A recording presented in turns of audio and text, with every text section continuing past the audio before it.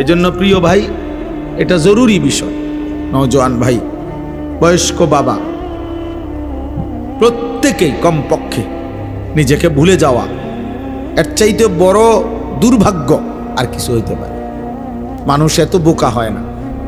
একজন সুস্থ স্বাভাবিক মানুষ এত বোকা হয় না যে আমি ইচ্ছা করে ঠান্ডা মাথায় আমি নিজেই নিজেকে জাহান্নামের হাতে তুলে দিলাম। এত বোকা মানুষ হয় না, এত বোকা মুসলমান হয় না, এত বোকা হয় না। সারাদিনে এক ওয়াক্ত নামাজ যার কপালে জোটে নাই, প্রিয় ভাই, তোমার পরিণতিটা কি? 365 দিনে, খোদার এক বছরে কোনো দিন যে ফজরের নামাজ জানেও না, আহা, শেষ পর্যন্ত তোমার গন্তব্য কোথায় হবে? প্রতিনিয়ত যারা সুদ খাচ্ছেন, কিস্তি নিতেছেন, হারাম খাইতেছেন, ওজনে কম দিতেছেন, অবৈধ উপার্জন করছেন, অসৎ ব্যবসা করছেন, শেষ পর্যন্ত আপনি কোথায় যাবেন? কি ভাবছেন নিজের জীবনের উপর? ওয়া ইন্নাল ফুজুরা ইয়াহদি ইলান নার, নবী সাল্লাল্লাহু আলাইহি ওয়াসাল্লাম বলেন, সমস্ত গুনাহ প্রতিনিয়ত মানুষকে জাহান্নামের দিকেই টেনে নিয়ে যাচ্ছে। প্রত্যেক গুনার ওই পিঠে আগুন আছে, গুনার ওই পিঠে আগুন আছে। এজন্য দোস্ত, বাবা, ভাই, সকলেই এটা বোঝা উচিত। কারো কথাও যদি না ভাবি, নিজের উপরে দয়া করেন, নিজের উপরে রহম করেন। তো আগার মেরা নিহি বানতা না বান আপনা তো বান, তুমি যদি আমার কোনো উপকারে না আসো, এই দেশ, এই পরিবার, এই জাতি, এই সমাজ, এই রাষ্ট্র, যারা কেউ যদি তোমার দ্বারা কোনো কল্যাণ উপকার নাও পায়, তুমি নিজের জন্য কিছু করো। আপনা তো বান, নিজের জন্য তো হও, নিজের ভালোটাও করবা না। মানুষ এত বোকা হয়। একজন নওজোয়ান ভাই বলো, দোস্ত আমার, এটা কিভাবে সম্ভব যে সারাদিনে একজন মুসলমান একটা সেজদাও দিল না? মুসলমান কিভাবে সম্ভব? তোমার কি কোনো আল্লাহ নাই? তোমার কোনো নবী নাই? তোমার কোনো বাবা মা নাই? তোমার কোনো ধর্মের পরিচয় নাই? তোমার কোনো সৃষ্টিকর্তা নাই? তিনি কিছুই বলবেন না? আল্লাহ তাআলা বলেন, আয়াহসাবুনা আন্নামা নুমিদ্দুহুম বিহি মিন মালিন ওয়া বানিন নুসারিউ লাহুম ফিল খায়রাত বাল লা ইয়াশউরুন। কিছু মানুষকে আমি আল্লাহ তাআলা দুনিয়ায় কিছু সম্পদ এবং সন্তান সন্ততি, ভাত মাছ চাল ডাল, স্ত্রী সন্তান, টাকা পয়সা বাড়ি দালান, এগুলা কিছু দিচ্ছি বলে ও ভাবতেছে, নাফরমান মনে করতেছে আমি আল্লাহ তার উপরে খুব কল্যাণ করতেছি, আমি তার উপরে সন্তুষ্ট খুশি, এই জন্য তারে এই পরিমাণ দুনিয়া দিলাম। আল্লাহ বলে, বাল লা ইয়াশউরুন, না বান্দা, আসলে তারা বোঝে নাই যে দুনিয়া দিলে আমার সন্তুষ্টি বুঝায় না। কাউকে আমি আল্লাহ লক্ষ কোটি বারও যদি এই দুনিয়া, যদি 1000 বারও কাউকে পুরা দুনিয়া দেই, এটা আমার সন্তুষ্টির চিহ্ন নয়। ইবলিসকে তো আমি কিয়ামত পর্যন্ত হায়াত দিছি। ইবলিসকে আল্লাহ তাআলা হায়াত দিছে ইলা ইয়াউমিদ্দিন। আল্লাহ তাআলার কাছে সে যখন বিতাড়িত, আল্লাহ যখন তাকে বের করে দিছে, তখন সে হায়াত চাইছে।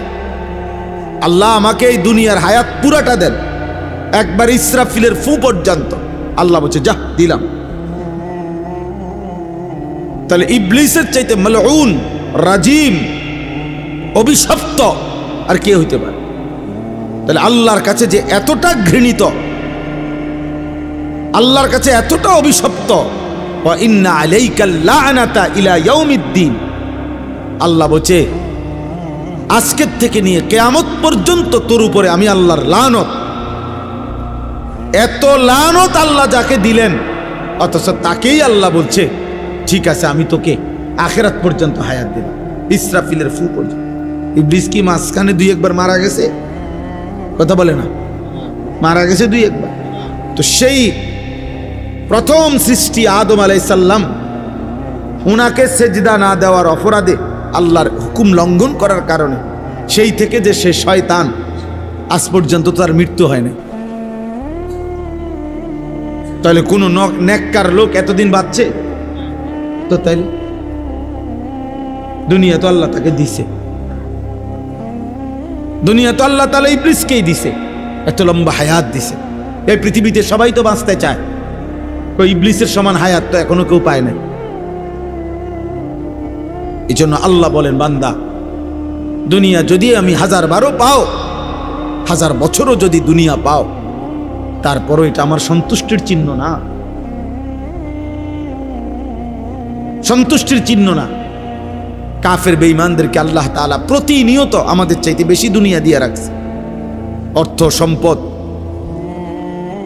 প্রভাব প্রতিপত্তি, কিন্তু এটা আল্লাহর সন্তুষ্টি? আল্লাহ তাআলা বেঈমান মুশরিকদের উপরে রাজি খুশি? কথা বলে না। সন্তুষ্ট আল্লাহ? তাহলে তাদেরকে এত বেশি দুনিয়া দিলেন কি? আমাদের দেশে 4 তলা 6 তলা বিল্ডিংওয়ালারে বড় লোক বলে। ইউরোপ আমেরিকার মধ্যে তো 4 তলা 6 তলা বিল্ডিং এ ছাগলও পালে না, ছাগলও তো পালে না ওইখানে। ওইখানে শূকর, যে ফার্মে পালে শূকর রাখে, ওইটাও তো সেন্ট্রাল এসি পুরাটা। আমাদের তো কোনো এক রুমে কেউ একটা এসি লাগাইলে, বাপরে কি বড় লোকে এসি লাগাইলে, এক রুমে লাগাইছে মাত্র। আর ওদের শূকরের খামার, ছাগলের খামারটাও তো এসি। আমার একজন পরিচিত লোক আছে, অস্ট্রেলিয়া থাকে। ওনার আমি জিজ্ঞাসা করছি, আপনি অস্ট্রেলিয়া কি করেন? বলছে হেলিকপ্টার দিয়ে সার দেই। কসম করে, হেলিকপ্টার দিয়ে কি দেয়? সার দেয় মিয়া। তার মানে বুঝাইছে যে কোম্পানির এত বড় প্রজেক্ট, 1000 একর সবজি করে, কৃষি করে, সেখানে সার দিতে গেলে এমনি দেওয়া সম্ভব না। হেলিকপ্টার দিয়ে কি দেয়? সার দেয়। আমরা দেশে হেলিকপ্টার দিয়ে সার দিব কোন সময়? এই নির্বাচনের পরে নাকি? এই ফেব্রুয়ারি নির্বাচনের পরের থেকে সার দিব হেলিকপ্টার দিয়া। আমরা দেশে অটো সইরেই তো শেষ হয়েছে না আমার কি হেলিকপ্টার। তাহলে দুনিয়া তো আল্লাহ বেঈমানকে বেশি দিয়েছেন ভাই। ওয়াদারনি ওয়াল মুকাদ্দিবিনা উলিন নি'মাতি ওয়া মাহিলহুম কালিলা। আল্লাহ তাআলা বলেন, আমার মুমিন বান্দা, মিথ্যাবাদী নাফরমান পাপীদেরকে অল্প কিছুক্ষণের জন্য দুনিয়াটা একটু দাও। আল্লাহ বলছে, দাও ওরে, দাও তো। আরে এত কথা বললো না তো, দাও তো ওরে দুনিয়া। 50 বছর দাও, খাক। 60 বছরের জন্য দুনিয়া দাও ওকে। এই নাফরমানকে দাও দুনিয়া। আল্লাহ বলেন, কিন্তু মনে রেখো মুমিন, বেশির থেকে বেশি 50 বছর, 60 বছর, 70 বছর ও নাফরমানি সত্ত্বেও দুনিয়া ভোগ করবে। কিন্তু আমি আল্লাহ বললাম, যেদিন চোখ বন্ধ হবে, কবর থেকে নিয়ে অনন্তকাল পর্যন্ত আর কোনোদিন আমি বেঈমানকে এক ঢোক পানিও আর দেব না, এক লোকমা খাবারও আর দেব আর কোনোদিন, আর কোনোদিন। ইন্না লাদাইনা আনকালাম ওয়া জাহিমা। আল্লাহ তাআলা বলেন, অবিশ্বাসী নাফরমানদের জন্য আমি আল্লাহ তাআলার কাছে নির্ধারণ আছে আগুনের শিকল, জাহান্নামের প্রজ্বলিত আগুন। ওরে দাও দুনিয়া। এজন্য প্রিয় ভাই, বাবা, রাত গভীরে কমপক্ষে এটা ভাই, নওজোয়ান ভাই, তোমরা অনেক কষ্ট করছো, মাশাআল্লাহ। এই ভালোবাসার কোনো শব্দ দিয়ে বোঝানো যাবে না। আমি নিজেও বুঝি না, এটা মালিকের পক্ষ থেকে এটা পরীক্ষা। এই ভালোবাসা, এই মহব্বত, এই আবেগ, এই অস্থিরতা, নওজোয়ানদের সাথে এই সম্পৃক্ততা, কেন আমি নিজেও জানি না। আমি তো আসলেও কোনো প্রার্থী না, আমার কোনো মার্কা নাই। এবং একেবারে দিল থেকে বলতেছি, কোনো ইচ্ছাও নাই, ইচ্ছাও নাই। এমন কোনো না যে ঘুরে গেড়াই আইজক কাইলক কইব, এমনও না, এখানেও না, আমার এলাকাতেও না। আল্লাহর জন্য পথে পথে ঘুরি, আখিরাতের আশায় ঘুরি। এই জন্য আমরা দয়া করে সবার কাছে অনুরোধ, নওজোয়ান ভাই, এই ভালোবাসা আল্লাহর জন্য হোক, এই ছুটাছুটি আল্লাহর জন্য হোক, এই মহব্বত আল্লাহর জন্য হোক। বলো আমিন। ভালোবাসা যদি আল্লাহর জন্য হয়, মহব্বত যদি আল্লাহর জন্য হয়, এই এগিয়ে আসা আল্লাহর জন্য যদি হয়, পরিবর্তনের জন্য, তো ইনশাআল্লাহ আগামীর পৃথিবী তোমাদের হাতেই কালেমার পতাকা উঠবে ইনশাআল্লাহ। প্রয়োজন পরিমাণ যুবক রেডি হচ্ছে, ঘাবড়ায়ও না।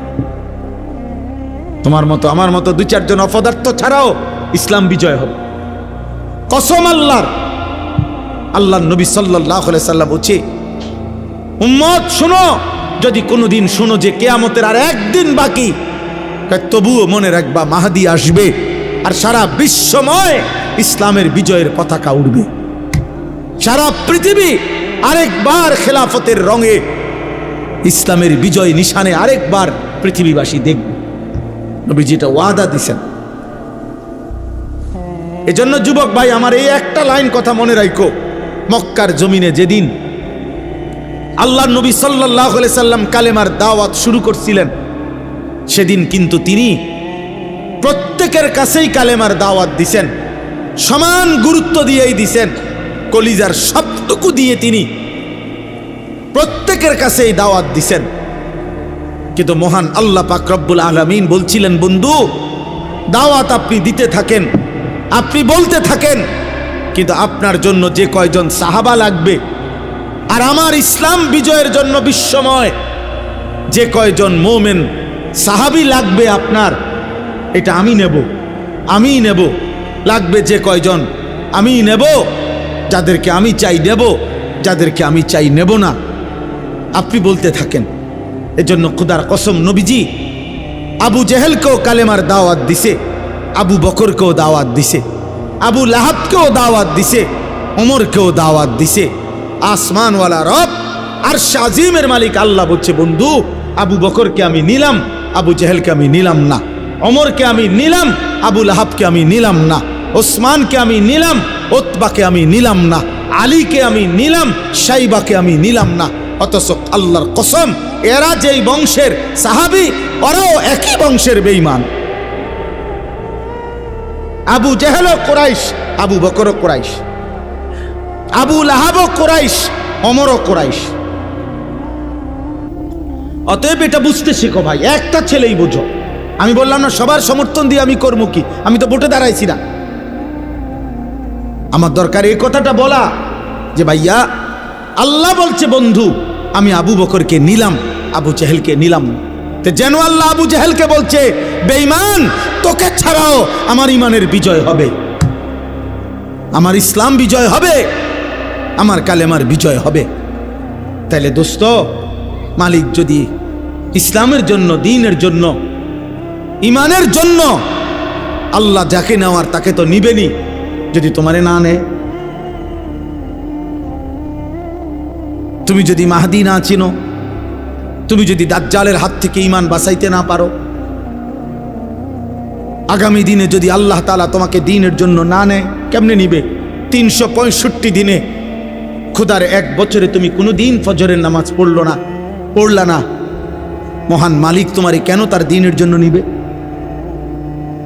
সারা রাত যার কাটে মোবাইলের নারী ছবি দেখে, তোমারে আল্লাহ তার কালেমার বিজয়ের জন্য কেন নিবে?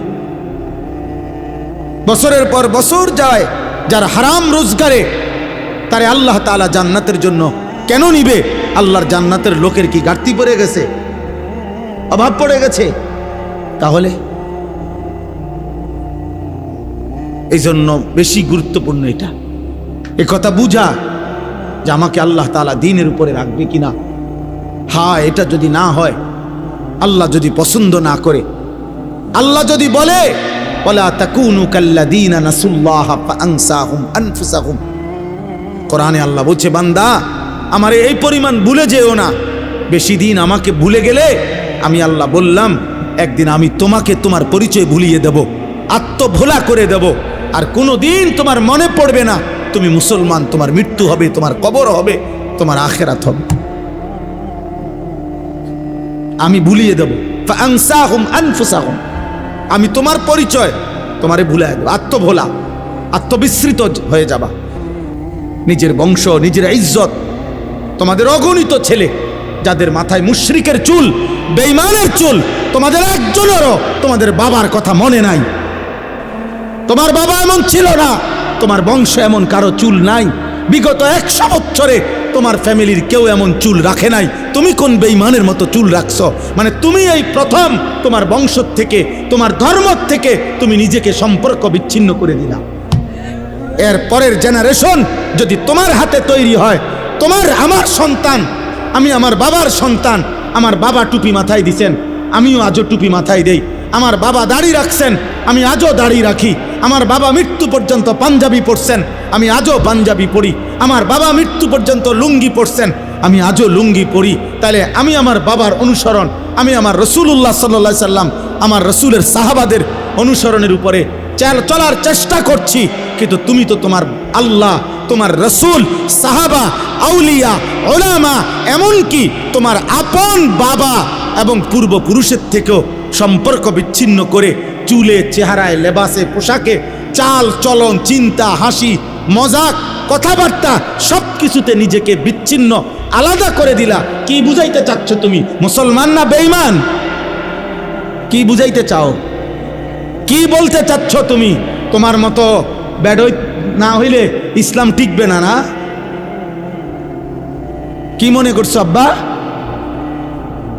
তোমাদের মতো বেনামাজি ছাড়া ইসলাম টিকবে না?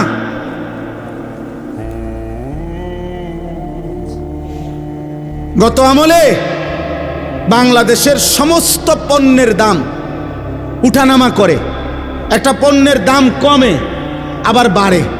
আচ্ছা, এটা সবসময় একটা চলমান ধারা। কিন্তু যেই চামড়া বিক্রি করত স্বাভাবিকভাবে 2200 টাকা, 2500 টাকা, কমসে কম 3000 টাকা, এইটারে সূক্ষ্মভাবে সিন্ডিকেট করে, কৌশল করে এই ফ্যাসিস্টের দোসররা গত আমলে কৌশল করে, পরিকল্পনা করে বলছে যে কওমি মাদ্রাসার হুজুরদের বছরে একটা বড় আয়ের উৎস চামড়ার টাকা। ওরা চামড়ার টাকা দিয়া তাদের বোর্ডিং চালায়, তাদের একটা বড় আয়ের উৎস। এই জন্য ঠান্ডা মাথায় কৌশল করে চামড়ার মূল্যটাকে এমনভাবে নামায় লাইছে, এটার দাম হয়ে গেছে 100 টাকা, 200 টাকা। হাজার হাজার চামড়া কোরবানির, শত শত চামড়া ফেলে দিছে, মাটিতে গাইরে লাইছে। কেউ দাম নাই, কেউ নেয় না, ট্যানারিওয়ালারাও নেয় না। কত কওমি মাদ্রাসা ঢাকাতে, শহরে, বন্দরে চামড়া নিয়ে অসহায়ের মতো পড়েছিল। দুশ্মন ভাবছে, ষড়যন্ত্রকারী মুনাফিকরা ভাবছিল এতে করে কওমি মাদ্রাসাগুলো শেষ হয়ে যাবে। কিন্তু আজকে 17 বছর পরে ফ্যাসিস্ট পলায়ন করেছে, একটা কওমি মাদ্রাসাও বন্ধ হয় নাই, একটাও না। অতএব রিজিক জমিনে না, রিজিক আসমানে। কারো ষড়যন্ত্রে ইসলাম সূর্যের মতো। প্রিয় ভাই, প্রিয় বাবা, আমার মোহতারাম মাওলানা মুফতি আমজাদ হোসেন সাহেব এই মাত্র শুনাইছেন আফগানের কথা। ইসলাম এটাই বলে, ইসলাম এক সূর্যের মতো, যেই সূর্য যদিও এক জায়গায় ডুবে যায় কোনো কারণে কিছুক্ষণ, কিন্তু অন্য জায়গায় উদিত হয়। একই সাথে পৃথিবীতে কখনোই একই মুহূর্তে অন্ধকার হয় না। বুঝেন নাই? এই মুহূর্তে এখানে না অন্ধকার, বাংলাদেশে, সারা পৃথিবীতে এখন অন্ধকার। কথা বলেন, সারা পৃথিবীতে এখন সূর্য ডুবে গেছে? না, পৃথিবীর কোথাও না কোথাও সূর্য আছে কিনা এখনো? অবশ্যই আছে, অবশ্যই আছে, অবশ্যই আছে। ইসলাম এমন সূর্যের মতো। কোনো জায়গায় যদি কোনো সময় কোনো প্রেক্ষাপটে মুসলমান নির্যাতিত হয়, মুসলমান ব্যাপকভাবে যদি শহীদ হয়, শেষও হয়ে যায়, কিন্তু একই মুহূর্তে পৃথিবীতে ইসরাফিলের ফু পর্যন্ত কখনোই ইসলাম চূড়ান্ত একসাথে ধ্বংস হবে না, এটা আল্লাহর ওয়াদা। এই জন্য যদিও গাজা, ফিলিস্তিনের মুসলমান রক্তের দরিয়ায় ভাসতেছে, কষ্টের দরিয়ায় ভাসতেছে, অভুক্ত হয়ে মরতেছে। যদিও রক্তর জমছে, শাহাদাতের খুন দিতেছে, দেখলে মনে হচ্ছে মুসলমান শেষ। না, আল্লাহ বলছে আবার তাকিয়ে দেখো, আফগানে ইমানের সূর্য পথপথ করে উঠছে, ইসলামের সূর্য উঠছে। ইসলাম ডুবে নাই, ইসলাম হারে নাই, ইসলাম হারে নাই। সারা পৃথিবী একবার হলেও, গোটা ইউরোপ, গোটা উন্নত বিশ্বের সমস্ত পরাশক্তি একবার হলেও, একাকী হলেও কলজার মধ্যে একটা কাঁপ দেয়, শুধু একবার আফগানের নাম উচ্চারণ হয়। মুসলমান হজ্জের মধ্যেও আমরা দেখছি বারবার এ তাওয়াফ করতে করতে, আল্লাহর ঘরের মধ্যে তাওয়াফের সময় যেই কোনোখানে আফগানি একটা মানুষ, ওরে দেখলে বোঝা যায় এটা আলগা কিছু, আলাদা মানুষ, এক বাহাদুর, এক বীর, এক মর্দে মুজাহিদ। অতএব ইসলাম হারে নাই বাবা। গাজার মুসলমান আবার দাঁড়াবে। একদিন ভোর হলে শুনবা বাপ, ফিলিস্তিনেও বিজয়ের পতাকা উঠছে। একদিন শুনবে ইসরায়েলের বেঈমান হেরে গেছে। ইনশাআল্লাহ, ইনশাআল্লাহ, ইনশাআল্লাহ। ইমামে মাহদি ফজরের নামাজ পড়ে ঈসা আলাইহিস সালাম সহ দাজ্জালের বাহিনী আর ইয়াহুদির বাহিনীর বিরুদ্ধে ফজরের নামাজের মুসল্লিদেরকে নিয়ে রওনা হবেন। কসম খোদার, এটাই কিতাবের ভবিষ্যৎবাণী যে ফজরের নামাজ পড়ে তিনি রওনা। আসরের ওয়াক্তে ওয়াক্তেই মসজিদে আকসা সহ গোটা জমিন আল্লাহর দিন বিজয় করে ফেলবে। হ্যাঁ হ্যাঁ,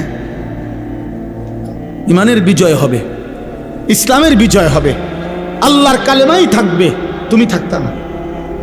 চরিত্রহীন থাকবে না, লম্পট থাকবে না, নারী লোভী থাকবে না, জিনাকার ব্যভিচারী থাকবে না, অসৎ জুয়ারি থাকবে না, মদখোর আর নেশাখোর আর গাঁজাখোর থাকবে না। তোমার নাম পৃথিবীতে থাকবে না। কোন নাফরমানের নাম থাকে না রে বাপ। ফেরাউনের নাম আজ পৃথিবীর কোনো কুত্তার নামও নাই। পৃথিবীতে কোনো কুত্তার নাম ফেরাউন কেউ রাখে না। পৃথিবীর কোনো কুত্তার নাম কেউ নমরুদ রাখে না। পৃথিবীর কোনো কুত্তার নাম কেউ আবু জাহেল রাখে না। পৃথিবীর কোনো কুত্তার নাম কেউ আবু লাহাব রাখে না। অথচ ইউরোপে, উন্নত বিশ্বে তারা কুকুরের নাম রাখে, কারণ কুকুর ফালে, তারা নাম ধরে ডাক দেয় কুকুরে, টম, জেরি, এগুলো নাম ধরে। বেঈমানের নাম থাকে না, নাফরমানের নাম থাকে না। তুমি নষ্ট হইও না বাপ, তুমি ভুল করছো, তুমি ভুল করছো। এই চুল তোমার ইজ্জত দিবে না, এই চুল তোমার অপমান করে। তোমাদের যাদের মুশরিকের মতো চুল, এটা তোমার অপমান করে। বেঈমান তোমাদেরকে নিয়ে হাসে ওইখান থেকে বৈশা, ওরা হাসে, দেখো ওর নাকি আল্লাহ বলে রব, ওর নবীর নাম নাকি মুহাম্মদ সাল্লাল্লাহু আলাইহি সাল্লাম, ওর ধর্মের নাম নাকি ইসলাম, ওর কিতাবের নাম নাকি কোরআন, ও নিজে বলে নাকি ও মুসলমান। অথচ এই পর্যন্ত 3 বছরে ওরে যতটি ডিজাইন দিলাম চুলের, ও সবটি গ্রহণ করলো। ওরে যা দেই ওই তাই নেয়।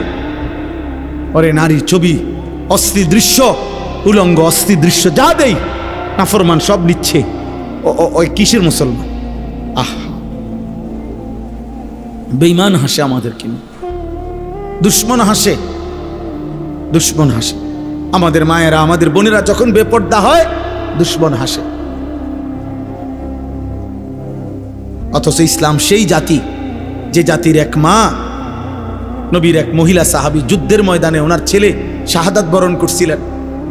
শহীদের পবিত্র লাশ, ছেলের লাশ খুঁজবার জন্য উনি পর্দায় আবৃত্ত হয়ে চেহারা মুখ ডেকে তো লাশের মধ্য থেকে ওনার ছেলের লাশটা খুঁজতেছিলেন। তখন ওইখানে আর লাশ ছাড়া কিছু নাই, জীবিত কোনো মানুষ নাই। তো পিছন থেকে একজন সাহাবী ওনাকে বলছে, হে মা, এগুলা তো সব লাশ, এখানে তো কোনো জীবিত মানুষও নাই। আপনি মুখের কাপড়টা একটু খুলে আপনি ভালোভাবে দেখেন, আপনার ছেলেকে তালাশ করেন। আপনি তো অনেকক্ষণ ধরে খুঁজতেছেন, ছেলের লাশ পাচ্ছেন না। আবু দাউদ শরীফের হাদিস, বিশুদ্ধ হাদিস। ওই মা চিৎকার করে আওয়াজ করে বলছে, ইন আরজা ইবনি ওয়ালাম আরজা হায়াই। হে ইমানদার, আমি তো আমার সন্তান হারিয়েছি, আমি আমার ইজ্জত, আমার সম্ভ্রম, আমার হায়া, আমার লজ্জা তো এখনো হারাই নাই। আমি সন্তান হারাইতে পারি, আমার ছেলে শহীদ হয়েছে, কিন্তু আমার ইজ্জত শহীদ হয় নাই। আমি মুসলিম নারী, আমার পর্দা, আমার সতীত্ব, আমার ইজ্জত, আমার সম্ভ্রম, এটাই আমার শ্রেষ্ঠ সম্পদ। অতএব আমি অনুরোধ করছি, গান, বাদ্য, অশ্লীলতা, বেহায়াপনা, অসভ্যতা, উলঙ্গতা, এই খামখেয়ালি কৌতুক, হাসি, ঠাট্টা, মজাক, মোবাইলের এই বেহুদা ছবি তোলা, জীবনটা এমনভাবে, এমন সুন্দর হায়াত, প্রিয় ভাই আমার, নষ্ট করে দিও। আমার মাঝে মাঝে মন চায় তোমার থেকে কুদ্দুর সময় আমি যদি হাওলাত নিতে পারতাম, আমারে যদি তোমার থেকে কুদ্দুর দিতা, আমার ভীষণ দরকার। সারাটা দিন আমি, সারাটা দিন রাত 3টা 4টা পর্যন্ত দৌড়ের উপরে থাকি, ব্যস্ত থাকি, নিজের সময় দিয়ে আমার মনে হয় যেন আমি কুলাইতারি না। আমার যদি কেউ তার থেকে কুদ্দুর সময় হাওলাত দিত, প্রায় আমার এটা মনে হয় যদি আমি কারো কাছ থেকে একটু সময় পাইতাম, আমার একটু উপকার হইত।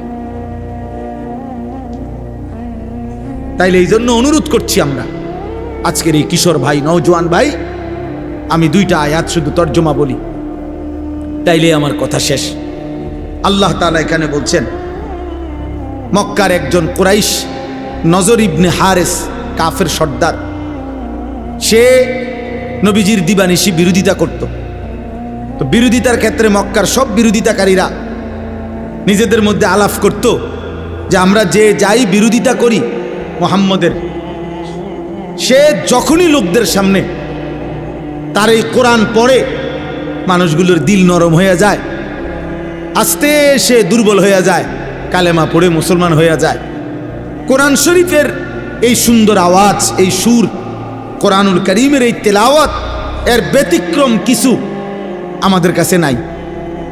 তখন এই মক্কার কুরাইশ কাফের নজর ইবনে হারেস, সে ব্যবসার জন্য গেছিল ইরান, মানে পারস্য, ইরান দেশে। ওইখানে গিয়ে সে ব্যবসা করার ফাঁকে একটা জিনিস দেখছে। কি? সে দেখলো যে ওইখানে বিকাল হইলে, অবসর টাইমে লোকেরা মজমা জমাইয়া বসে, মানে গোল হইয়া, আর একজন গায়িকা, নর্তকী, যে বাদ্যের তালে তালে, বাদ্যযন্ত্রের ঝংকারের তালে তালে সে নাচে, গান গায়, আর সুরে সুরে পুরানা দিনের কিচ্ছা কাহিনী এগুলো সুরে সুরে বলে। আর আশেপাশের লোকগুলা একদম মৌমাছির মতো চাক দইরা তার দিকে তাকাইয়া থাকে। তার শরীর, তার যৌবন, নারীর দেহ, গায়িকার নাচ, গান, বাদ্যযন্ত্র, এগুলোর থেকে মজা পায়। এই লোক তখন নজর ইবনে হারেস, কুরাইশ এই কাফের সর্দার, সে চিন্তা করছে এইটা একটা মুহাম্মদের কোরআনের ব্যতিক্রম হইতে পারে, নাউজুবিল্লাহ। এই জন্য সে চড়া দামে, অনেক টাকা মূল্য দিয়া, একটা দাসী যে গান গাইতে জানে, নাচতে জানে, এই পুরানা দিনের কিচ্ছা বলতে পারে, ওই ইরান থেকে একটা দাসী, নর্তকী, গায়িকা কিনে আনছে। কিনা মক্কায় আইনা মক্কার লোকদেরকে বলছে, এদিকে আসো। দুষ্ট প্রকৃতির কিছু যুবক এবং কিছু গাফেল মানুষকে একসাথ করে বলছে, সবাই গোল হইয়া বসো, এখন শোনো কি কয়। এবার এই নর্তকী নাচে, গায়, বাদ্যের তালে তালে সে সুরে সুরে আপনার পুরান দিনের কিচ্ছা কাহিনী, বানোয়াটি কথাবার্তা এগুলা বলে। কিচ্ছা কাহিনী আছে না বানোয়াটি। এক দেশে এক রাজা ছিল, রাজার একটা ছেলে ছিল রাজকুমার। রাজকুমার একদিন ঘোড়ার পিঠে চড়ে অনেক দূর সফরে রওনা দিছে। যেতে যেতে একটা জঙ্গল পড়ছে। জঙ্গলের ভিতরে গিয়া দেখে একটা বাড়ি। বাড়ির ভিতরে গিয়া ভিতরে ঢুকে দেখে একজন রাজকুমারী ঘুমায় আছে। পরে উঠাইয়া বলছে, আমি তোমাকে বিবাহ করব। রাজকুমারী বলছে, এমনে পারবা না, ওইখানে একটা পুকুর আছে, পুকুরের মধ্যে এক ডুব দিয়া তুমি নিচে গেলে একটা কৌটা পাইবা। কৌটার ভিতরে একটা ভ্রমর আছে, ভ্রমরটারে একটা টিপ দিয়া মাইরা লেলে একটা রাক্ষস মরে যাবে, যে রাক্ষসটা আমারে ধরে এখানে আনছে, এবার তুমি আমারে নিতে পারবা। রাজকুমার ডুব দিয়া কৌটার ভিতর থেকে এই পোকাটা মাছিটা মারছে, রাক্ষস মরে গেছে। এরপরে রাজকুমারীকে ঘোড়ার পিঠে করে নিয়ে বাড়িতে আসছে, বিয়ে করছে, এখন সুখে শান্তিতে বসবাস করতেছে। এটি কাহিনী, এটি কোনো কথা হইল? আগে এরকম কাহিনী ছিল না। হ্যাঁ, গল্প আর কি, রাজকুমারের গল্প, ডালিম কুমারের গল্প। আমিও তো ছোটবেলায় স্কুলের বইয়ে ডালিম কুমারের গল্প আমি পড়ছি, ক্লাস 3-4 স্কুলের বই। তাইলে এরকম বানোয়াটি কাহিনী, গান, বাদ্য, গায়িকা, গানের আসর জমাইত। আল্লাহ তাআলা তখন কোরআন শরীফের এই আয়াত নাজিল করছে। এই শেষ কথা, আল্লাহ তাআলা বলেন, অমিনান নাসি মান ইয়াশতারি লাহওয়াল হাদিস লিয়ুদিল্লা আন সাবিলিল্লাহ বিগাইরি ইলমিন ওয়া ইয়াত্তাখিযাহা হুজুয়া। আল্লাহ বলেন, বন্ধু, কিছু মানুষ আছে এমন যারা অনর্থক কথাবার্তার জন্য এই হারাম গান, বাদ্য, গায়িকা, বাদ্যযন্ত্র এবং অসার, অবান্তর, অপ্রয়োজনীয় বেহুদা কথাবার্তার আসর জমায়, এরকম ব্যবস্থা করে, সংগ্রহ করে। আমি আল্লাহর পথ থেকে আমার বান্দাদেরকে দূরে সরাবার জন্য অজ্ঞ এবং মূর্খতা বশত ওয়াত্তাখিযাহা হুজুয়া, এই গান, বাদ্য, নভেল, নাটক, এই গল্প, কৌতুক, হাসি, ঠাট্টা, গায়িকার নাচ আর নর্তকীর নাচ আর নৃত্য বাদ্যের মাধ্যমে আমার দিনকে উপহাস করে, আমার কোরআনকে তুচ্ছতাচ্ছিল্য করে। আল্লাহ বলেন, উলাইকা লাহুম আযাবুম মুহিন। আমি আল্লাহ ঘোষণা দিলাম, আপনি বন্ধুর মাধ্যমে জানিয়ে দিলাম, এমন নাফরমানদেরকে আমি আল্লাহ অত্যন্ত লজ্জাজনক, অপমানকর, যন্ত্রণাদায়ক আযাব দেব। আযাব দেব কোরআনের মোকাবেলায়, আমার দ্বীনের মোকাবেলায় যে গান, বাদ্য, নৃত্য, গায়িকা, নায়িকা, গানের আসর, গল্পের আসর, বেহুদা কথার আসর জমায়, ঠাট্টা, কৌতুক, মজাক করে, আল্লাহ বলেন আমি তাকে শাস্তি দেব। আজকে এই কথাটাই আমি শুধু নসিহত করলাম। প্রিয় ভাই নওজোয়ান, দিন রাত সময়ের বেশি অংশ তোমরা তোমাদের মোবাইল দিয়ে কি করো বলো আব্বা? হয় নারী দেখো, নয় ছবি দেখো, নয় গান শুনো, নয় বাদ্য শুনো, নাই তো বেহুদা ফালতু কথাবার্তা, অশ্লীল ছবি, অপ্রয়োজনীয় কাজ ছাড়া এতটা সুন্দর হায়াত, যৌবনের এই শক্ত সামর্থ্য শরীর নষ্ট করে দিচ্ছ। এটা ঠিক না বাপ। এজন্য আমি আজকে এই রাত গভীরে প্রত্যেকটা যুবক সহ বাবা, ভাই সকলকে অনুরোধ করছি, বয়স্করাও যারা চা দোকানে আড্ডা দেন, বয়স্ক বাবা যারা নাটক সিনেমার সামনে আড্ডা দেন, বয়স্ক বাবা যারা টেলিভিশনের সামনে ঘন্টার পর ঘন্টা বসে থাকেন, আপনাদের কাছে বলছি, ইমামে আজম আবু হানিফা, আমাদের ইমাম, পরিষ্কার তিনি বলছেন, সিমাউল আগানি ফিসকুন, গান শোনা এটা প্রকাশ্য পাপ, অত্তালাজ্জুদু বিহা কুফরুন। ইমামে আজম আবু হানিফা বলেন, গান শুনে যদি কেউ মজা পায়, স্বাদ পায়, আহ আহ করে উঠছে, অথবা এরকম তাল মারছে, অথবা পায়ের তাল ঝুমকুরের সাথে, বাদ্যের সাথে, গানের তালে যদি সে ডোলে, মজা পায়, নড়াচড়া করে, স্বাদ পায়, আহ করে, হ্যাঁ আওয়াজ করে, ইমামে আজম আবু হানিফা বলেন এরকম স্বাদ এবং মজা পাওয়া কুফরি, কুফরি, কুফরি। তাইলে দোস্ত, হতে পারে গান, হতে পারে বাদ্য, এই গায়িকা, এই নর্তকী একদিন তোমার ঈমান হারা করে কবরে পাঠায়, কবরে পাঠায়। হযরত ওমর ইবনে আব্দুল আজিজ রাহমাতুল্লাহ আলাইহি বলছেন, যে কলিজার ভিতরে আল্লাহর কোরআন আছে সেখানে গান থাকতে পারে না, আর যেই কলিজার ভিতরে গান আছে, গানের আকর্ষণ আছে, ওই দিলের মধ্যে আল্লাহর কোরআন থাকতে পারে না। লা ইয়াজতামিউ ফি কলবিন ওয়াহিদিন আল কোরআন ওয়াল গিনা, ইম্মাল কোরআন ওয়া ইম্মাল গিনা, হয় গান থাকবে নয় কোরআন থাকবে। আমার কাছে আরবি কিতাব আছে, ইমাম ইবনুল কাইয়িম আল জাওজি রাহমাতুল্লাহ আলাইহির বিখ্যাত কিতাব, ওইখানে আছে, তিনি বলছেন যে পূর্ববর্তী জামানায় এমন ব্যক্তি এই পৃথিবীতে অতিবাহিত হয়েছে, নাউজুবিল্লাহ, আজীবন গান আর বাদ্যের সাথে, নৃত্য আর নারীর সাথে যার জীবন কেটেছে, খোদার কসম কিতাবে লিখছে, আরবি কিতাবে, যে মৃত্যুর সময় ওই নাফরমানকে বলা হয়েছে, কুল লা ইলাহা ইল্লাল্লাহ মুহাম্মাদুর রাসূলুল্লাহ, কালেমা পড়তে তাকে যখন বলা হয়েছে অহুয়া ইউরাদ্দিদু আবিয়াতাম মিনাল আগানি, তখন সে তার সারা জীবনের গানের বাক্যগুলো কেবল দোহরাইতেছিল।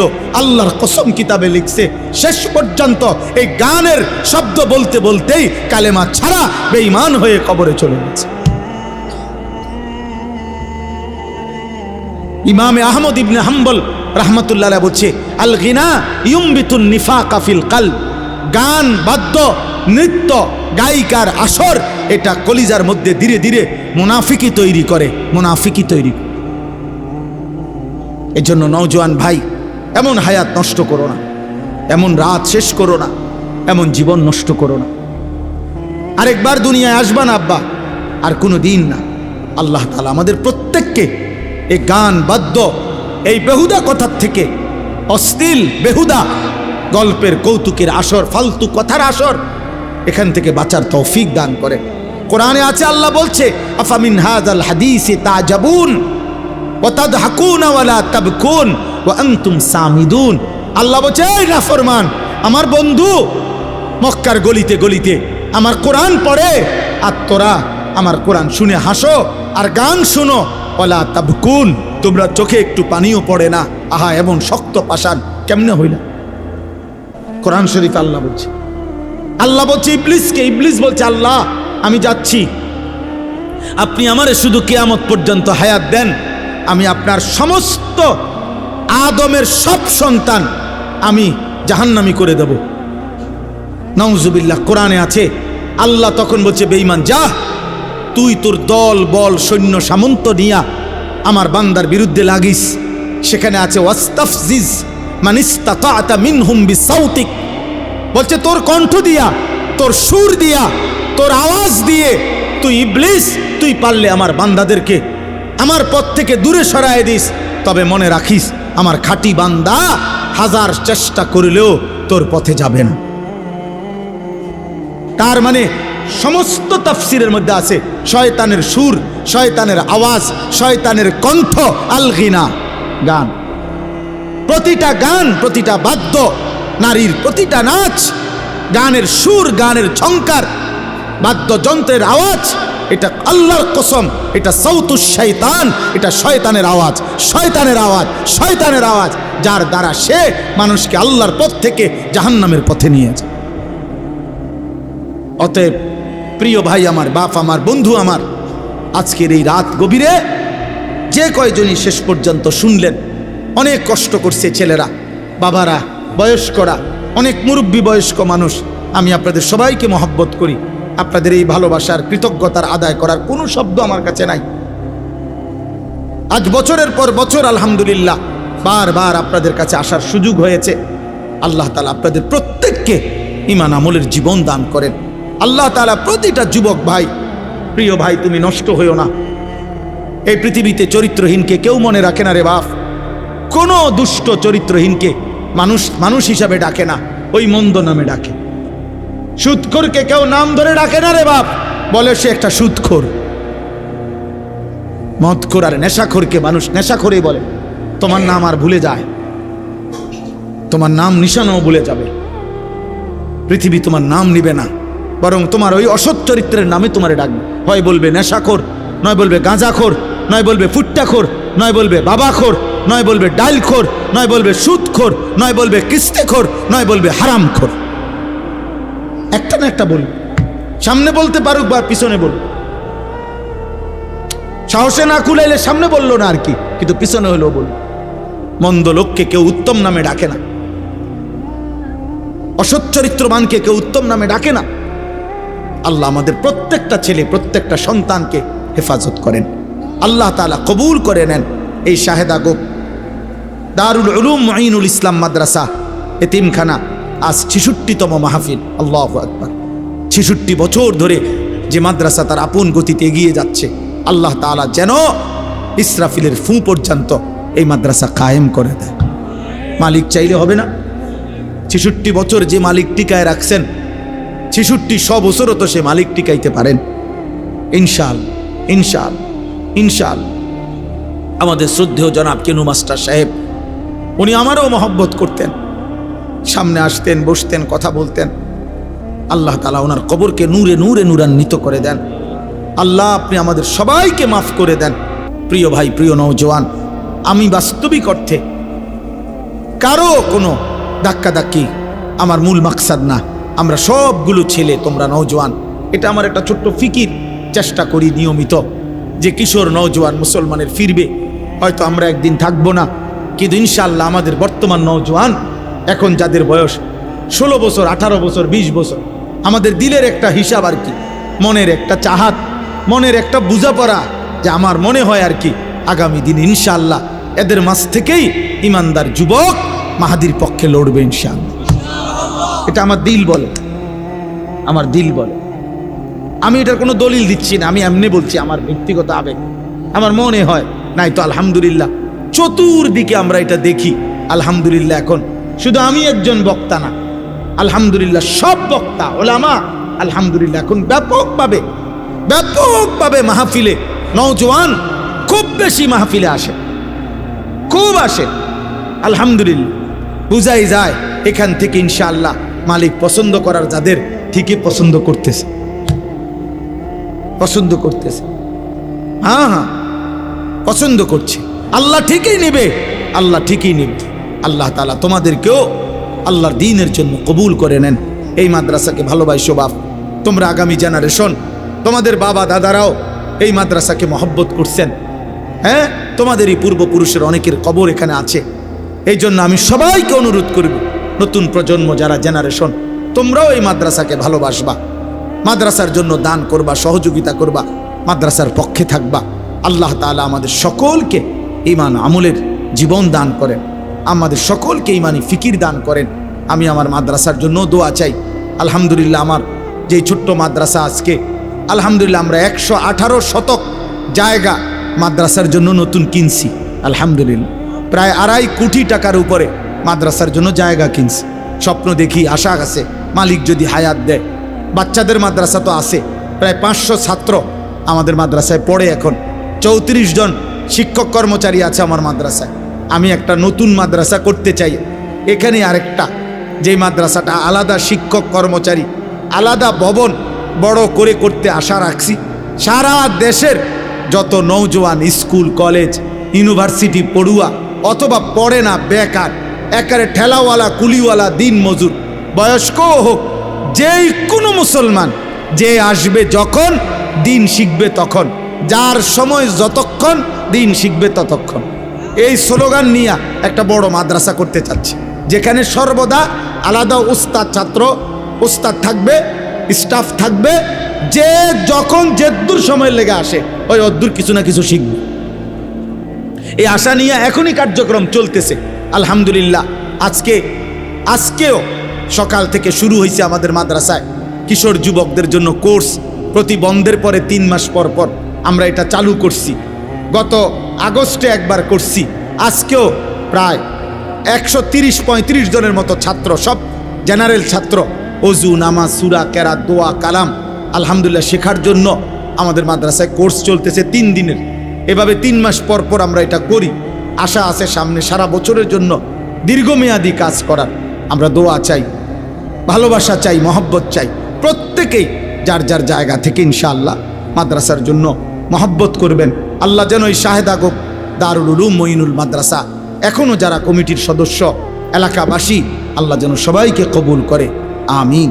সুবহানাল্লাহি ওয়া বিহামদিহি, সুবহানাল্লাহ।